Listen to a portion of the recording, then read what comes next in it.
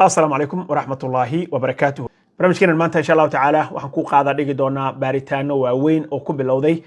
hay'adaha xawaaladaha ee ku yaala gobolka Minnesota. Sidoo kale waxaan eegi doonaa hay'ado kale oo uu sheegay xoghayaha dhaqaalaha ee dalkan Mareykanka, Secretary of the Treasury Scott Bessent. Scott Bessent ayaa isagu warbixin uu bixiyay shir jaraa'id oo uu ku qabtay gobolka Minnesota kaga warramay arrimaha ay hay'adiisu ku foogan tahay oo ay wado hadeer. haddii aad nagu cusub tahay subscribe to the channel, haddaa hore noola joogtay like and share the video, waa idinka mahad celinaya. aan ku bilaabay waxaa ku bilowday baaritaano xoogan hay'adaha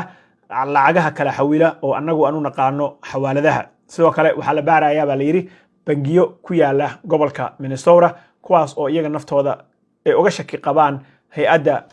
dhaqaalaha ee dalkan Mareykanka in ay loo isticmaalay in lagu kala xawilay lacagihii laga dhacay dalka Mareykanka gaar ahaan gobolka Minnesota sida warka uu u dhigay Scott Bessent. Scott Bessent ayaa isagu shirka jaraa'id markii uu qabanayay waxa aan aniga ahaanteeda ka soo qaatay 4 qodob oo kulli ku saabsan baaritaanada ay rabaan in ay ku sameeyaan ganacsiyada ku yaala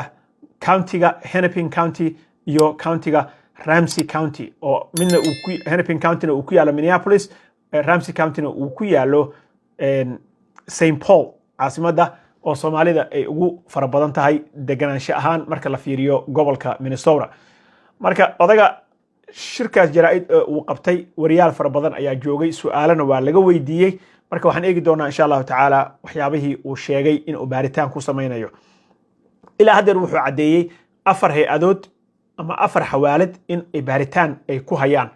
4taas xawaalad ma uusan magac dhabin isaga oo sheegay in investigation uu socdo, inta baaritaanka uu socdana uusan ka hordhacaynin, laakiin cadeymo iyo warqado iyo dacwado lisku soo oogi doono sida hadalka uu dhigay weeye. markaas kadibna la ogaan doono xawaaladaha ay baaritaanka ku hayaan oo iyagu isagu uu ku sheegay 4 inay yihiin. 4taasna xafiisyadooda ay ku yaalaan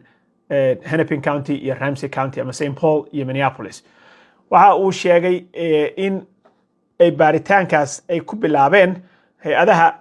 kaligood ma aha xawaaladaha, bangiyo sidaas oo kale ayaan baaritaan ku haynaa buu yiri oo aan oga shaki qabno in lacagihii la lunsaday la marsaday. sidaas la mid ah waxa uu sheegay in hay'adda canshuuraha ee dalkan Mareykanka ee loo yaqaano Internal Revenue Services ama IRS-ta in uu ku amray in ay sameeyaan group ka shaqeyn doona in ay baaritaan ku sameeyaan ama audit gareeyaan ama audit ay ku sameeyaan dadka haysta non-profitka agenciyada aan laga qaadin canshuurta ee tax exemptiga ah inay ku sameeyaan baaritaan si ay u hubiyaan baa la yidhi dadka haysta 501c tax exempt status hay'adaha haysta. waxaa ka mid ah masaajida, waxaa ka mid ah community-yada dadka haysta oo si waxay ku non-profit waa faa'iido looma furin dadka loogu adeegaa.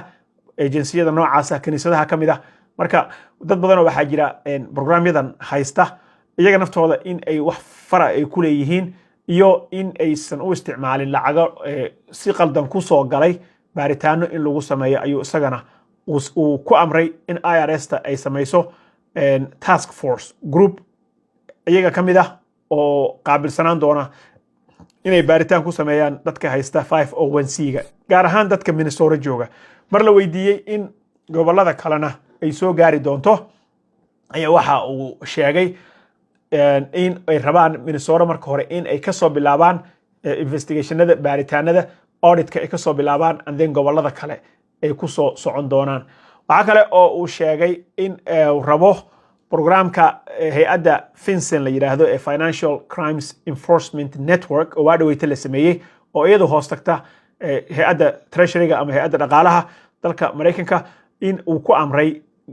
countyga Hennepin County iyo Ramsey County in ay ka soo ururiyaan additional information ama akhbaar dheeraad ah dadka lacagaha dira iyo xawaaladaha sida ay u kala diraan. waxa uu cadeeyay in numberka lacagta $3,000 wixii ka badan haddaad diraysid la rabo in la ogaado qofka lacagta qaadanayo informationkiisa iyo lacagtii meesha aad ka keentay marna weydiiye la dhahay lacagaha waxaad diidaysan in lacagaha dalka Mareykanka laga diro waxa uu sheegay maya lacagaha waa la diri karaa laakiin waxaan u baahanahay originka meesha lacagta ka timi oo ay ka soo gashay hadalkaas ayaa waxa uu noqday wariyaha mar uu hadalka ku celiyay waxa ay noqotay dad badan ay u turjunteen haddaad ceer qaadato lacag ma diri kartid wuxuu sheegay haddii aad ceer qaadato sidaan hadalka u dhageystay oo lacag aad damacdo in aad dirto waxaad qaadataa buu yiri lacag ka fara badan lacagtii lagu talagalay ka badan baad haysataa marka adigoo ceer qaata aad lacag diraysaba lacag ka fara badan baad qaadataa marka waa in laga jiraa way noqonaysaa buu yiri lacagtaas oo wax kugu yar oo kugu filan noloshaada oo waxba aadan ka diri karin in lagu siiyo ba arrinkaas ay keeni doontaa buu yiri marka arrinkaas waxa uu sheegay in 10,000 limitka ahaa laga soo degay $3,000 laga dhigay arrinkan markii ay sii weydiiyeen waxa uu sheegay inay ugu talagaleen dadka Mexico ka soo gudbiya daroogada iyo waxyaabaha maandooriyaha ah in ay u isticmaalaan si lacag fara badan dalka aysan uga saarin laakiin hadda wuxuu sheegay maadaama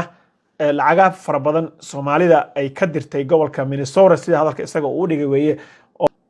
arrinka kale oo uu ku soo daray waxa waaye waxaan sameynaynaa buu yiri software systemkaas oo marka xawaalada ay saa u soo gudbisaba transactionka ama shaqadaas marka iyada ah already ay ka howlgali karaan ciidamada qaabilsan lacagaha xawaaladaha iyo waxyaabaha dambiyada la xiriira dhaqaalaha waxa kale oo uu sheegay in uu rabo in la sameeyay alert system ama si oo lagu ogaado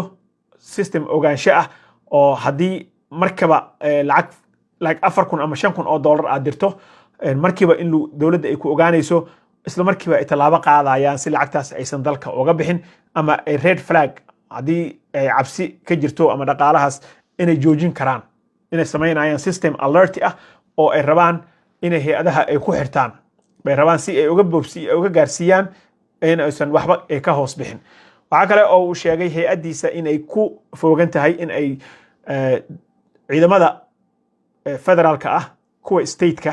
gobolka iyo kuwa localka ama countyga in uu rabo inay isticmaalaan tababarna uu u furaayo inay isticmaalaan financial data ama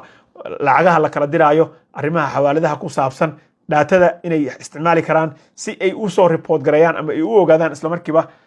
wax inay activity oo u baahan wax shaki ku jiro haddii ay jirto si wuxuu yiri aan uga hortagno arrimaha fraudka ama khiyaanada lagu sameeyay systemyadii horey lacagaha looga dhacay marka arrinkan isaga ah baaritaano xoog leh ayaan ku wadnaa buu yiri xawaaladaha waa la baaraya bangiyada waa la baaraya dadka 501c ga haysto si gooniya ayaa iyagana baaritaan loogu sameynaya IRS-ta in ay systemka sida loogu talagalay u isticmaalayaan oo canshuur dhaafta loo sameeyay tax exempt statuska loo sameeyay ay ku shaqaysanayaan iyo in kale baa la fiirinaya buu yiri oo si sax ah ay shaqadooda u haystaan marka ciidamadana waxa lagu tababarayaa inay waxyaabaha systemka datada financialka si fiican u isticmaalaan oo ay u ogaadaan horaanba si ay wax uga qabtaan arrimaha noocaas marka afartaas qodob ayaa ka soo baxday shirkiisii markaan si fiican u yara dhagadeeyay oo aan u daawaday ninkaas odaga ah alaabahaas ayuu soo saaray waxa hay'adaasna howlahaas ayay soo kala kicisay marka haddii aad nagu cusub tahay don't forget inaad subscribe garaysid haddaa hore noola joogtayna like and share the video waa idinka mahadcelinayaa intan haddaa soo gaartay iska sii share garee insha allah wassalaamu calaykum waraxmatullaahi wabarakaatuh